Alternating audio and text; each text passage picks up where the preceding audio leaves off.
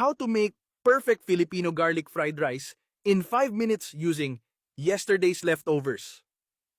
Start with yesterday's leftover rice, the hero of our dish. It's best if it's cold, as day-old rice has a firmer texture, reducing the chances of mushiness. Measure out about 2 cups, ensuring you have enough to serve a small group or yourself generously. If it's clumped together, break it apart gently with your hands or a fork, letting each grain stand alone in anticipation of its flavorful transformation.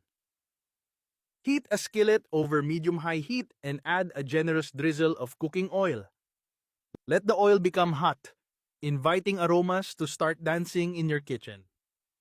Toss in a few teaspoons of minced garlic, allowing it to sizzle and become golden brown. The robust scent will fill the air, promising the deliciousness to come. Beware, however, don't let it burn, as burnt garlic is bitter and ruins the dish. Once the garlic is perfectly golden, throw in the rice and stir it quickly to coat each grain with the fragrant oil and the toasted essence of garlic. Saute for about 2-3 minutes, ensuring the rice heats through and absorbs those aromatic flavors. Add soy sauce, a splash at a time.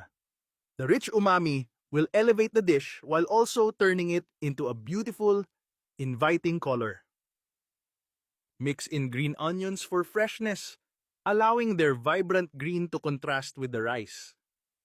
Serve hot, garnished with a fried egg on top when desired.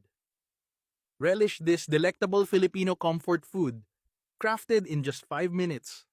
Like, follow, and share for more Filipino food hacks.